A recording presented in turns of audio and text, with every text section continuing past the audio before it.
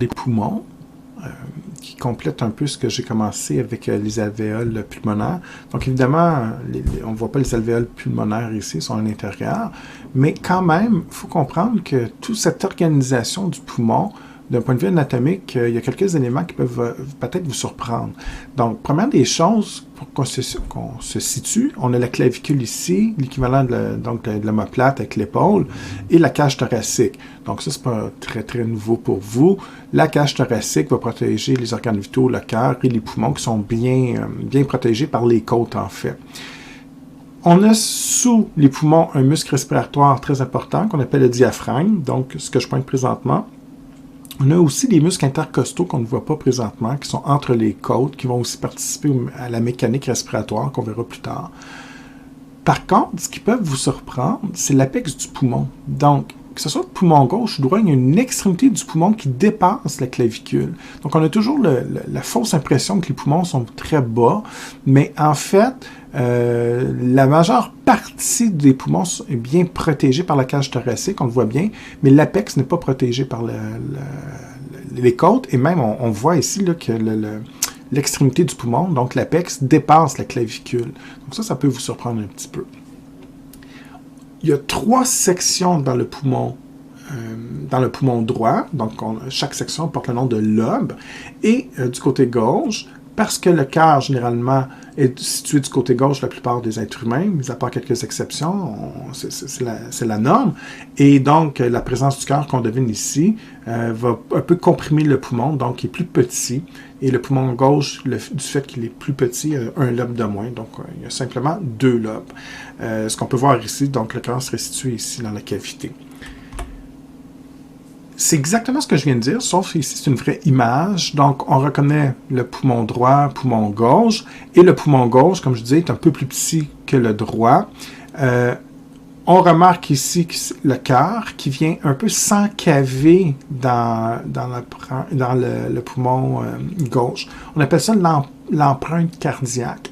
L'empreinte cardiaque, c'est simplement comme une espèce d'encavure, de cavité qu'on a sculptée dans le poumon gauche pour laisser de la place au cœur. Donc, vous remarquez que la forme ici du poumon gauche épouse très bien la forme du cœur un peu triangulaire comme ça, pour justement permettre au cœur de s'enchasser, si vous voulez, vers l'intérieur du poumon comme ça. Donc, c'est pour ça qu'il y a juste 2 lobes en fait. Un terme qu'on a déjà vu dans le système urinaire, c'est donc un petit rappel, IL, H-I-L-E, ça veut tout simplement dire un trou, une ouverture. Donc, dans ce cas-ci, ce qu'on voit, on a l'IL ici, un trou qui permet le passage des vaisseaux sanguins, donc des veines, des artères, et également de la bronche principale qui pourra passer par l'IL et ensuite se subdiviser dans les différentes sections qu'on a déjà vues, donc bronche lobaire, segmentaire, etc. Fait intéressant au niveau des poumons, ils ont une capacité indépendante. Chaque section du poumon a une capacité indépendante et je vais vous expliquer ça dans quelques secondes. Donc, quand vous entendez le terme segment bronchopulmonaire, ça veut simplement dire que chaque poumon, que ce soit le poumon droit ou gauche, a des régions prédéterminées qu'on appelle un segment. Donc, vous allez peut-être faire un lien avec l'arbre bronchique présenté dans les dernières capsules, ainsi que les termes pour identifier les différentes bronches. Donc, exemple, si je prends le poumon droit, il y a 3 lobes. Ce que je pointe présentement, la grande région ici, subdivisée en une partie bleue, vert et vert pâle, mais toute cette région-là, qui inclut les 3 sections de couleurs différentes, c'est un lobe. J'en ai un deuxième ici et un troisième, et du côté gauche, j'ai seulement 2 lobes. Quand je vous parlais de bronche principale qui se subdivise en bronche lobaire, ça veut dire que la bronche lobaire, du côté droit, il y en a 3. Il y a une bronche lobaire qui vient alimenter le lobe ici, une deuxième pour le lobe ici et une troisième pour l'autre section. Maintenant, du côté gauche, il y a juste 2 bronches lobaires pour le premier lobe et le deuxième lobe. Ceux qui se souviennent bien, les bronches lobaires se subdivisent en bronches segmentaires. Donc, chaque branche segmentaire va alimenter une sous-section du lobe qu'on appelle un segment. Exemple ici, on parle d'un segment qui est en bleu, mettons. Donc, une branche segmentaire qui va alimenter en air toute cette région-là, mais de façon indépendante de l'autre segment. Donc, dans le lobe ici, j'ai 3 branches segmentaires. Effectivement, chaque branche segmentaire pourra se subdiviser éventuellement jusqu'au niveau des bronchioles pour alimenter l'ensemble des cellules. Mais ce que je suis en train de vous dire, c'est que la branche segmentaire qui s'occupe de la région en bleu est incapable de faire une branche puis de se connecter sur la section en vert. Donc, c'est complètement indépendant. Et chaque région de couleur démontre un segment différent. Donc, vous pouvez imaginer dans votre tête qu'il y a une branche segmentaire qui alimente chaque région comme ça, chaque segment de façon indépendante. L'implication médicale de ça, c'est très clair, ça nous donne un avantage thérapeutique. Exemple, un patient qui a un cancer du poumon, et on se rend compte, exemple, que dans le segment ici, il y a plusieurs cellules cancéreuses très agressives. Avant de les laisser se propager dans les autres segments, ce qu'on peut faire, on vient carrément enlever, on opère, on enlève ce segment-là, et c'est évident que les capacités respiratoires du patient pourront être diminuées, mais le fait d'enlever ce segment-là, et on enlève la branche segmentaire rattachée, ça n'empêche pas les autres segments de fonctionner. C'est ça un segment bronchopulmonaire, c'est que chaque unité est indépendante et autonome. Donc la segmentaire qui alimente ici continue de faire le travail, l'autre segmentaire fait le travail de façon indépendante ici. Ça me permet d'enlever une région qui ne fonctionne pas, qui est touchée, qui est gravement atteinte, sans affecter les autres régions. Ce qui nous permet donc de limiter la propagation d'une maladie, exemple le cancer, tout en conservant une capacité respiratoire chez le patient. Évidemment, ce n'est pas vrai, mais si la branche segmentaire de cette région-là alimentait les 3 autres secteurs, bien évidemment, si j'enlève la branche segmentaire, je vais affecter les 3 autres segments. Alors, c'est l'avantage d'avoir une seule branche comme ça qui alimente une région indépendante. En termes de circulation sanguine, vous avez étudié de façon assez importante la circulation pulmonaire, que je montrerai comme rappel sur la prochaine diapo. Donc, la circulation pulmonaire, c'est en fait la circulation sanguine qui va permettre soit de se débarrasser du CO2 ou soit d'aller chercher de l'oxygène. Donc, on avait déjà fait le trajet avec la veine cave, les veines pulmonaires, on va réviser ça tantôt. Mais le problème avec ça, c'est que je ne vous ai jamais expliqué comment on peut nourrir les cellules, exemple, au niveau des bronches. Parce qu'évidemment, le sang qui circule à ce niveau-ci ne va pas alimenter les bronchioles, les bronches segmentaires et tout ça. Donc, ça me prend un autre réseau vasculaire, un autre circuit en parallèle qui est complètement indépendant, qui me permet d'amener oxygène, glucose, nutriments pour nourrir les cellules, exemple des bronches. Pour leur permettre de survivre, de produire leur ATP, leur énergie donc. En même temps, ces cellules bronchiques vont produire des déchets sous forme de CO2. Faudra donc récupérer ces déchets-là. Donc ici, ce n'est pas illustré dans votre manuel, ça va vous demander un effort d'imagination, mais je veux que vous visualisiez que la circulation bronchique, c'est en fait une partie de la circulation systémique, et cette circulation systémique qui est dédiée à nourrir tous les organes de votre corps, cerveau, foie, intestin, peu importe, mais il y a une partie qui revient aussi au niveau du système respiratoire, particulièrement au niveau des bronches. Donc, on a en fait une artère bronchique qui va se ramifier en petites artères artérioles pour aller nourrir justement ces bronches-là, ces bronchioles-là. En même temps, il y a des veines bronchiques qui récupèrent le CO2. Puis un fait un peu étonnant, les veines bronchiques vont se déverser dans les veines pulmonaires, mais si vous vous souvenez, les veines pulmonaires, exceptionnellement, c'est les veines qui transportent l'oxygène. Tous les veines du corps transportent du CO2, incluant les veines bronchiques, mais les veines pulmonaires amènent le sang riche en oxygène des poumons vers le côté gauche du cœur.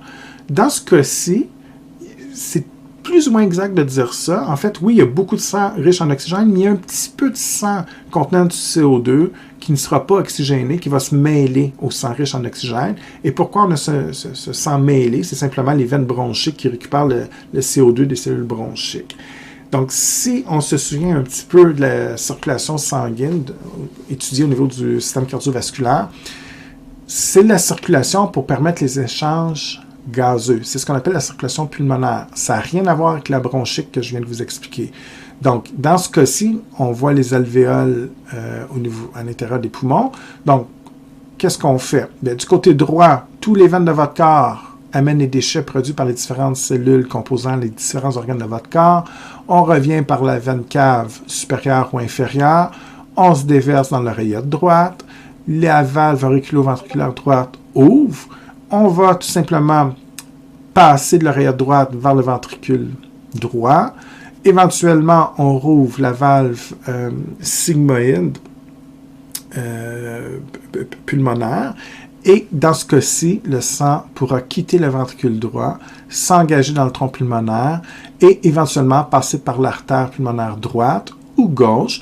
Et ce sang, amené par les artères pulmonaires, va permettre de déverser le CO2 à l'intérieur des alvéoles. Donc, on a vu tantôt que ces artères-là vont se ramifier en de petites artérioles, des capillaires, et les capillaires vont permettre de déplacer le CO2 à travers ce qu'on a vu tantôt, la paroi de l'alvéole, les membranes basales, et on retourne donc dans les conduits respiratoires, bronchioles, bronches, trachées, et on expulse le CO2.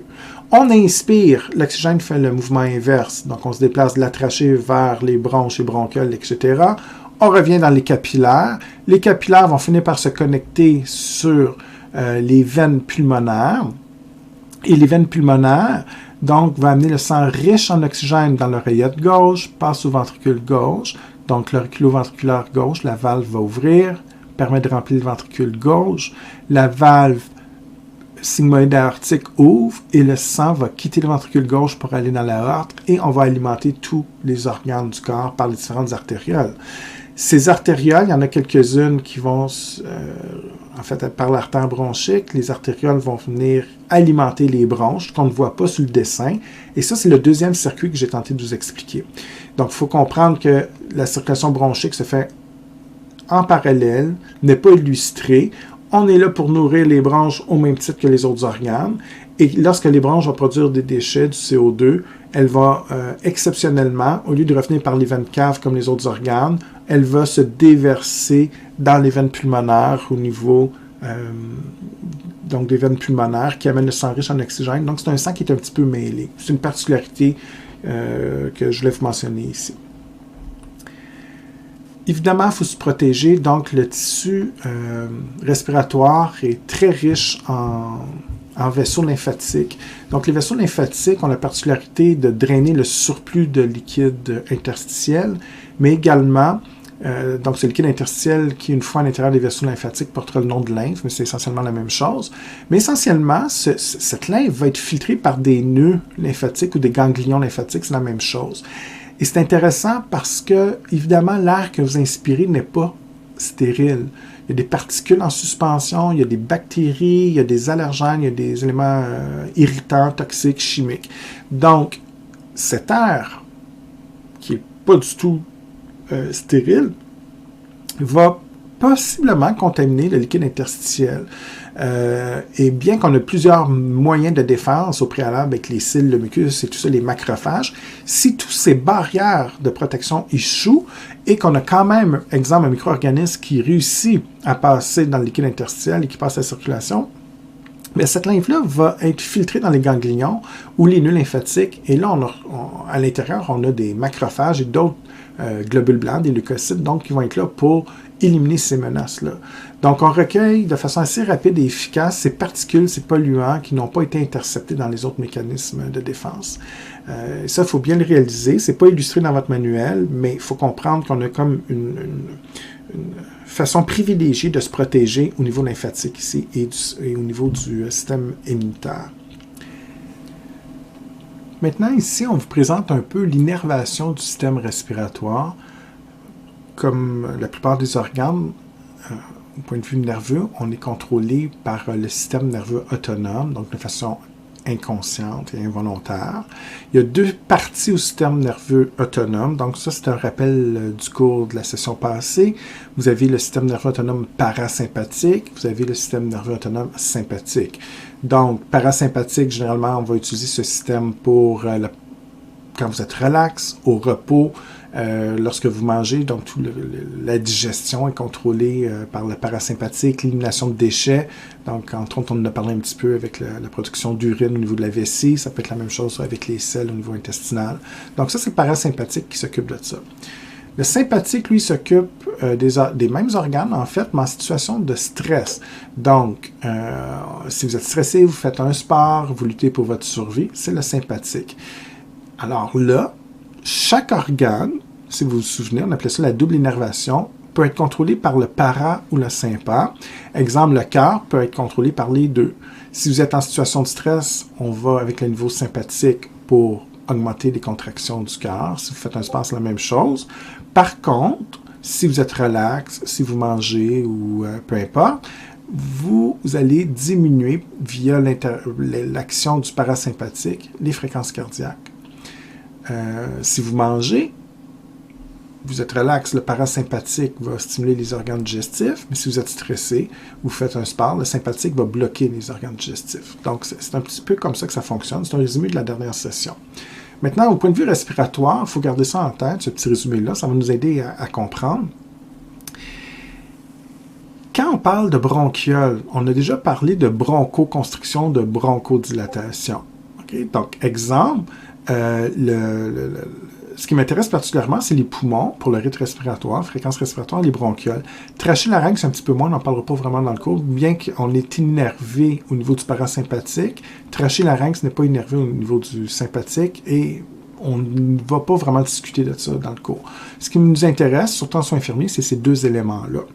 Donc, dans ce cas-ci, si vous êtes en situation de stress ou de sport, bien évidemment, on veut un maximum d'oxygène pour stimuler votre cerveau, prendre les bonnes décisions. Si vous êtes, par exemple, en examen, ou encore si vous faites un sport, bien, ça me prend un maximum d'oxygène au niveau du sympathique, au niveau des muscles, pardon.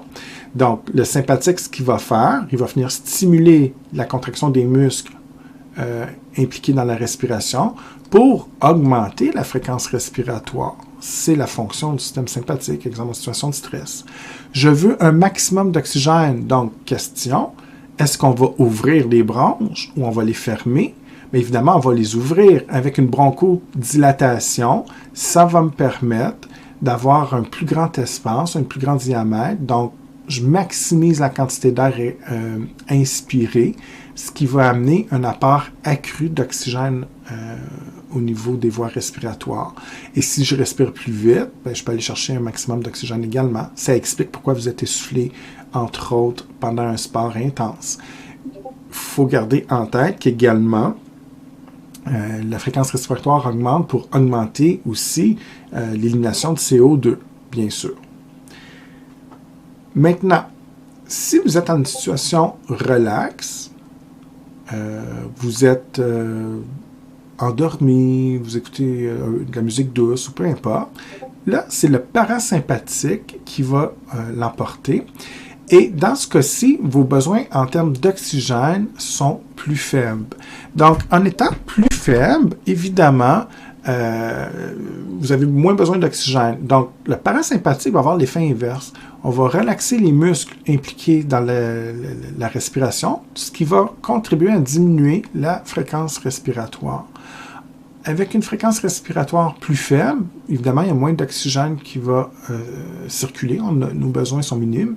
Et c'est le système parasympathique aussi, donc le SNA parasympathique qui favorise une bronchoconstriction. Et ça, c'est tout simplement l'idée de fermer le diamètre des bronchioles. Et si les bronchioles sont plus petites, le diamètre de la lumière est plus petite, donc j'ai moins d'oxygène et moins d'oxygène qui circule, donc moins d'air, pardon, qui circule, donc moins d'oxygène qui arrive. Et c'est correct parce que si vous dormez, vos besoins métaboliques sont beaucoup plus faibles. Si vous êtes relax également, c'est pas comme faire un sport intense, évidemment. Donc ça, c'est dans les situations normales. On ne parle pas de pathologie ici. Si ça c'est clair, c'est excellent. C'est vraiment l'objectif que je recherchais. Maintenant, pour votre culture, mais quand même, je viens de le mentionner parce que c'est assez important, les anticholinergiques, c'est des médicaments extrêmement utilisés pour plein de raisons, mais entre autres dans des cas d'asthme ou de bronchite chronique obstructive. ou d'autres maladies parfois obstructives, on peut utiliser des anticholinergiques. C'est quoi des anticholinergiques? Okay? Donc, imaginez-vous, d'un point de vue thérapeutique, si on veut comprendre un peu ce que je viens de dire, c'est un bon exercice de compréhension, qu'est-ce qu'on peut faire si on a des problèmes de maladies obstructives comme l'asthme? Donc, déjà, le problème de ces maladies respiratoires, ça pourrait être une MPOC aussi, d'autres MPOC que vous connaissez possiblement. Donc, première des choses, mon problème, exemple, un cas d'asthme ou de bronchite sévère, est-ce que j'ai trop d'oxygène ou j'ai pas assez d'oxygène? Le problème, c'est que j'ai une diminution d'oxygène et la détresse respiratoire fait en sorte que, en fait, je manque d'oxygène pour alimenter l'ensemble de mes organes. Donc, exemple, dans un cas d'asthme, on a un diamètre de bronchiole qui est obstrué par du mucus, parfois du mucus épais. Souvent, c'est une maladie qui provoque des crises de bronchoconstriction de façon... des fois, ça peut être comme un spasme, mais parfois, c'est très puissant comme contraction. Donc, le diamètre est vraiment à son minimum au niveau des bronchioles. Donc, c'est ce qui amène le problème de diminution d'oxygène. Donc, il y a moins d'air qui circule, évidemment. Donc, il y a une arrivée faible d'oxygène. D'un point de vue thérapeutique, comment on peut régler ça? Vous avez deux choix, en fait. Soit que vous donnez un médicament qui va stimuler le système nerveux autonome sympathique. Donc, on appelle ça un agoniste, ça veut dire qu'il émite un effet. Et alors, on se souvient que le système nerveux sympathique, peu importe, là, c'est les poumons, les bronchioles, c'est correct, mais tous les organes, quand on parle de système nerveux sympathique, c'est en bout de ligne, on va relâcher un neurotransmetteur qui s'appelle la noradrénaline, qui va reconnaître des récepteurs, qu'on appelle des récepteurs adrénergiques. Il y en a différentes sortes, on a des bêta, des alpha, peu importe, mais généralement, c'est des récepteurs adrénergiques. Ça serait une façon de faire. Si vous donnez un agoniste, donc un composé chimique qui émite l'effet de la noradrénaline, qui va stimuler les récepteurs adrénergiques, bien, on stimule une bronchodilatation. Et si les bronchioles sont dilatées, bien évidemment, il y a plus d'air qui passe, vous augmentez l'oxygène. L'autre façon de faire, un autre type de médicament qu'on pourrait donner, ce serait des anticholinergiques. Donc, pour comprendre ce terme-là, c'est un terme médical qui revient souvent, bien, parasympathique, lui, il va émettre un neurotransmetteur qui s'appelle l'acétylcholine. L'acétylcholine s'attache à des récepteurs cholinergiques. Il y en a plusieurs sortes, évidemment, aussi. Les récepteurs cholinergiques, donc dans ce cas-ci, est-ce qu'on veut les stimuler ou les bloquer? Si on stimule les cholinergiques, on va faire une bronchoconstriction, on va remplir notre problème. On a déjà un manque d'oxygène. Donc, dans le cas de ce patient-là, il faut bloquer cette voie-là. Donc là, on ne donnera pas un agoniste qui émite l'effet, on va donner une molécule antagoniste qui va bloquer l'effet. Donc, généralement, c'est une molécule chimique qui va agir comme un inhibiteur de ces récepteurs-là. Un anticholinergique, c'est contre les cholinergiques, on vient bloquer le récepteur. Donc, il y a beaucoup de pompes sur le marché qui fonctionnent comme ça. C'est tout simplement en bloquant ces récepteurs-là, en bloquant l'effet de l'acétylcholine, on vient empêcher l'effet biologique associé au système nerveux parasympathique. Donc, il n'y aura pas de bronchoconstriction. Si je n'ai pas de bronchoconstriction, bien, indirectement, je vais favoriser l'autre partie du système nerveux autonome, le sympathique, et donc, si je suis un peu plus contracté, on se relâche et ça va contribuer donc à amener comme solution une bronchodilatation. Donc, on va augmenter la quantité d'oxygène tout simplement. Dernier élément de la capsule, la plèvre. Donc, la plèvre, un peu comme le péricarde qui était une couche externe au niveau du cœur, c'était une séreuse. Hein? On avait déjà vu la composition de la séreuse au niveau du cœur. Donc, dans ce cas-ci, on va parler de plèvre. C'est également une séreuse. Donc, c'est la même constitution que n'importe quelle autre séreuse que vous avez déjà étudiée, que ce soit au niveau du cœur, du péritoine, de la mésentère, peu importe. Toujours la même composition. Simplement que quand vous voyez le terme plèvre, c'est une séreuse qui est à la surface des poumons. Donc, vous pouvez imaginer ça un peu comme un gros sac qui enferme chaque poumon, un sac protecteur. Donc, c'est une membrane protectrice. C'est la membrane la plus externe au niveau des poumons. Il y a une plèvre par poumon, donc s'il y a un problème, une plèvre qui est percée, ça arrive, et là, ça fait, vous verrez ça en soins infirmiers, mais ça peut amener un problème de pression et donc ça peut générer une détresse respiratoire. Mais ça, c'est une autre histoire. Mais ce que je vais surtout vous dire, s'il y a une des plèvres qui est percée, exemple au poumon gauche, mais elle est indépendante du poumon droit. Donc la détresse va être sur le poumon gauche, mais la plèvre du poumon droit est intacte, donc ça fonctionne bien. C'est chaque poumon a sa propre plèvre, c'est ce que ça veut dire. Et comme n'importe quelle séreuse, c'est toujours la même organisation. Donc, on vous dit qu'un feuillet cellulaire viscéral et pariétal. Donc, la plèvre, comme c'est une séreuse, elle fait exactement la même chose que n'importe quelle plèvre. Okay? Donc, c'est vraiment la même organisation. Donc, cette séreuse-ci, il y a un feuillet pariétal, qui est le feuillet le plus externe. Pour qu'on se situe, ce que je pointe présentement, donc, ça serait la cage thoracique. Okay? Donc, les parois thoraciques, le feuillet pariétal va être collé sur la paroi thoracique ici. J'ai un espace entre les deux avec un liquide séreux, qui a un nom particulier dans ce cas-ci, on verra tantôt. Et j'ai le feuillet viscéral. Donc, dans ce cas-ci, feuillet viscéral, qui est la couche la plus interne de la plèvre. Donc, pour qu'on se situe, ici, j'ai la paroi du poumon. Donc, la couche viscérale, viscère veut dire organe, c'est toujours la partie de la séreuse, donc dans ce cas-ci de la plèvre, qui est la plus près de l'organe.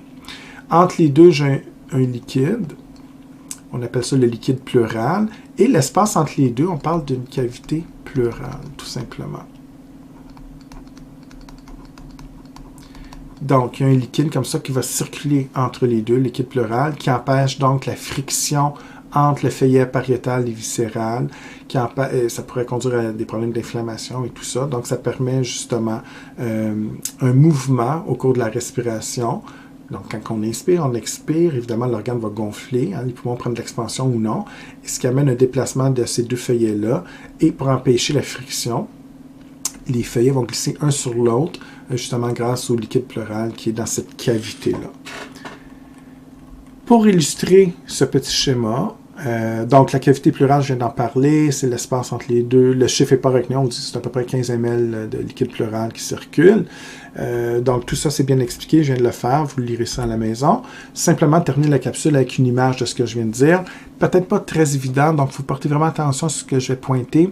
On a le poumon ici, bien sûr, et la séreuse, la plèvre par-dessus.